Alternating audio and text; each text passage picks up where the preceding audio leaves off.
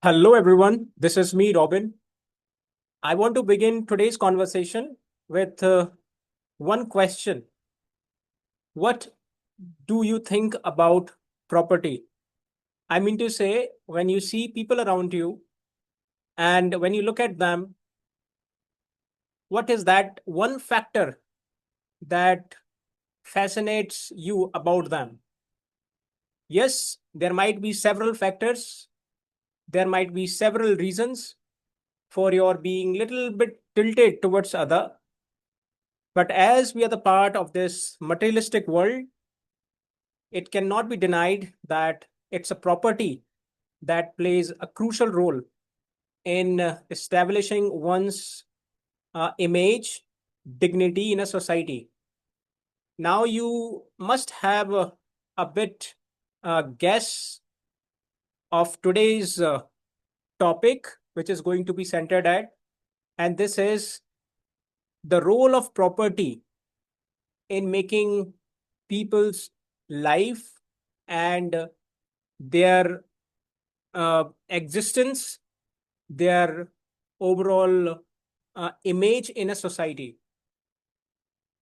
If you read the work of B. Russell, he was a British social philosopher. He was basically a social reformer, and he wrote one book in which he extensively dealt with this very concept of property as being a crucial element in making the life of people or destroying the life of people.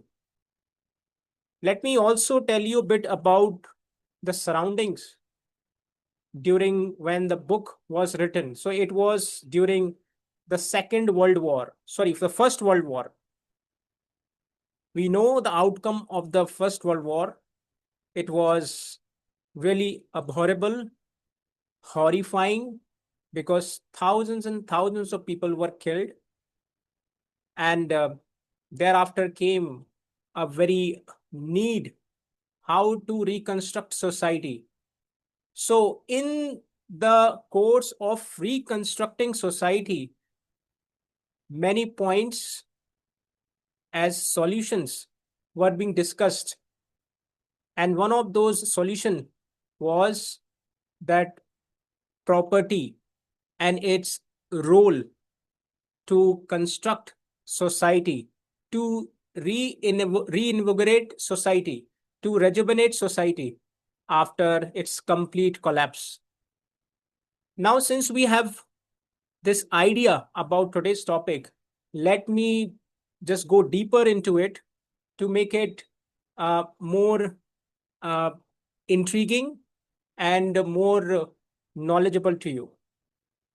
Since we are talking about property, so it's always better to start with the definition of property.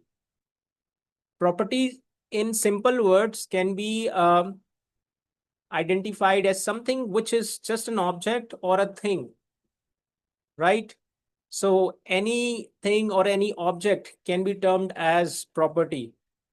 But this is a general definition. But if we want to know what is the definition of property as a result of human conception of property, then possibly it is bifurcated in two different parts. Number one, property is seen as a result which is created under influence of possession. And the second notion about property is that when it is created under influence of trustship. So the two rules which emerge out here is that property earned or gathered through a force of possession, which means we possess this very feeling that we need to acquire property. And the second is when we try to accumulate property, acquire property out of a feeling as a trust, which means we will remain as a trust of the property, not the one who wants to consume it. Now let me also crack into it more, simple form.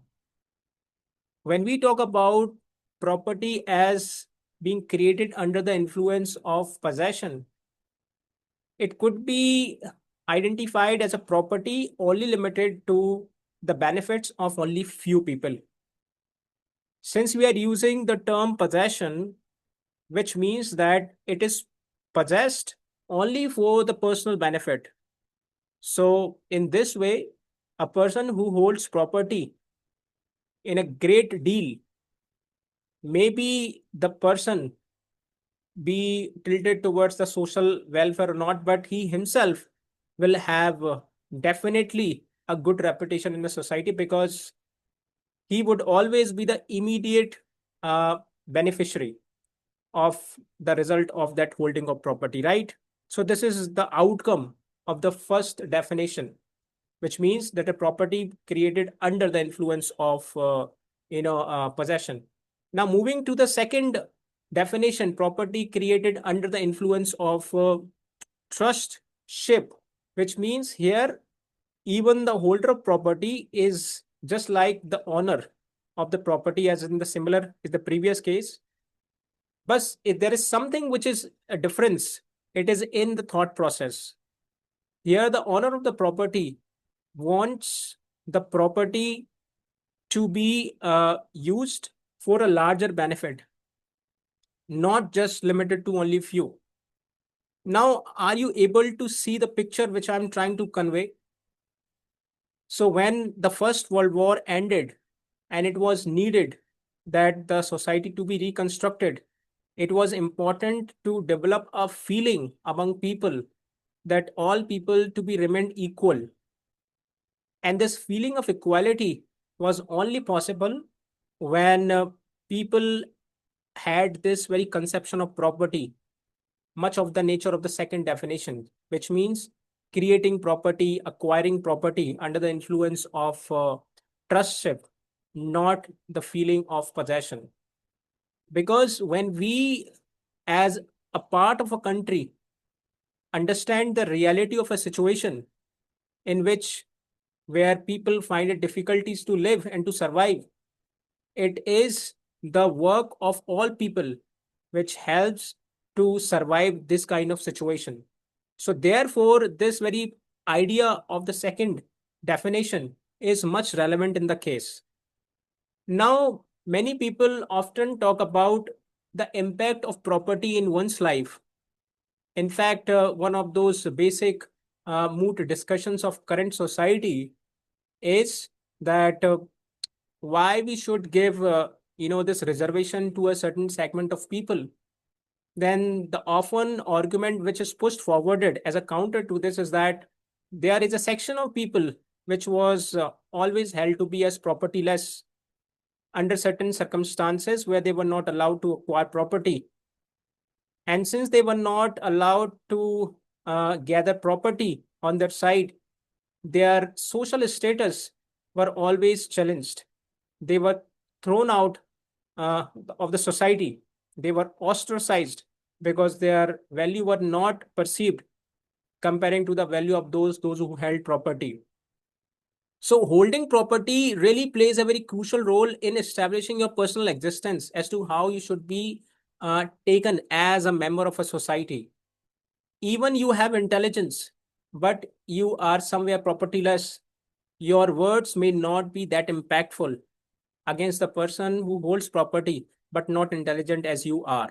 This is a bitter reality of a society which we must understand, and which we must work on it to eliminate it, right? So this is the moot point which we must counter and target. This is the role of the property which really decides our status in a society, not intelligence.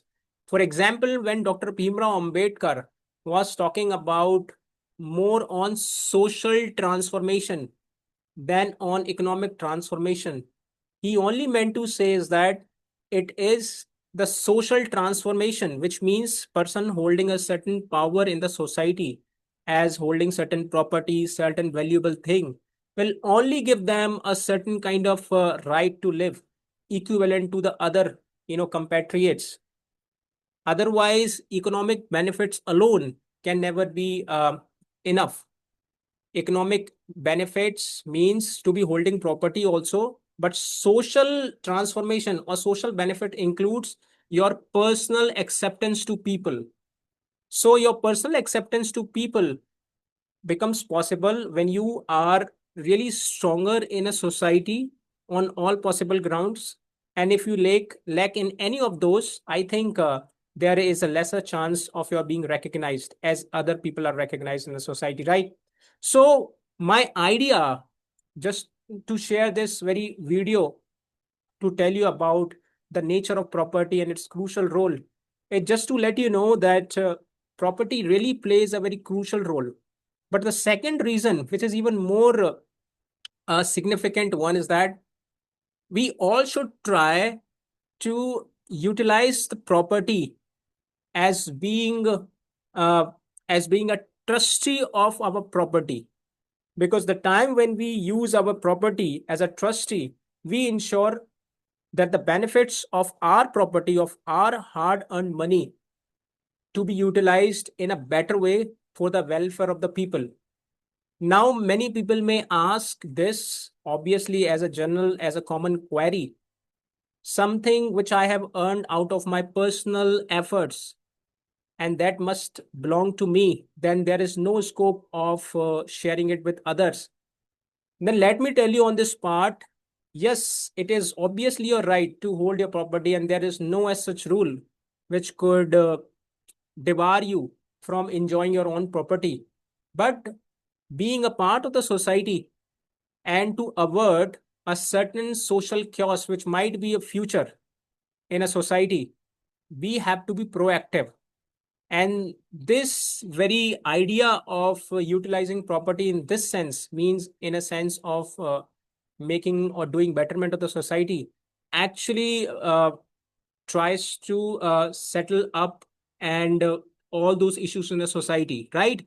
So it is a responsibility of ours, not others.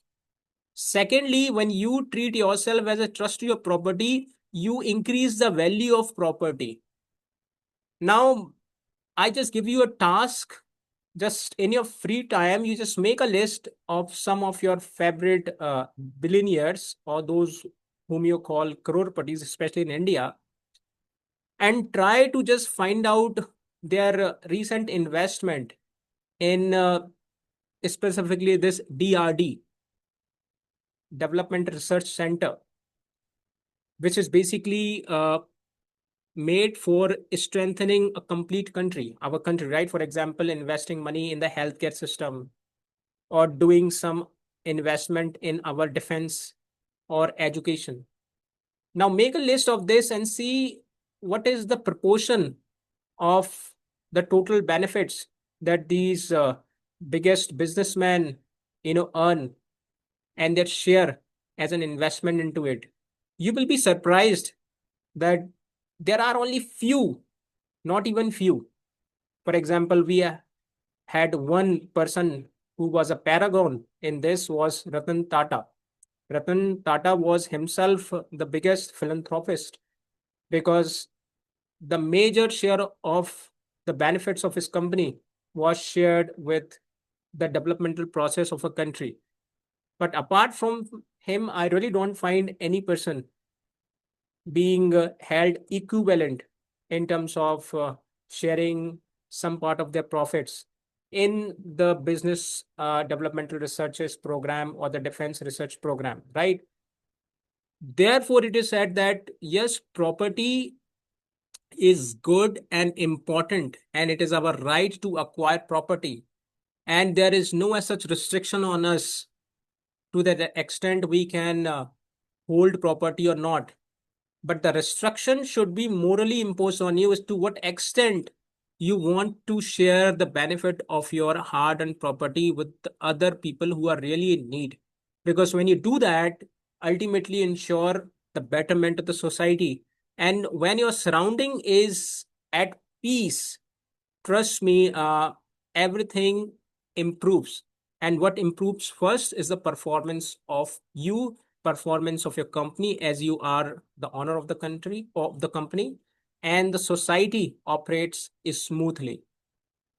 I hope you would understand the very core uh, message which I wanted to share with you through this video, through telling you the definition, the bifurcated definition of property, and it's being a crucial player in making people and in destroying people, because when people make it itself makes a society, and when people are destroyed, it is a destruction of a society at the same time, because we as a person is the unit of society, isn't it?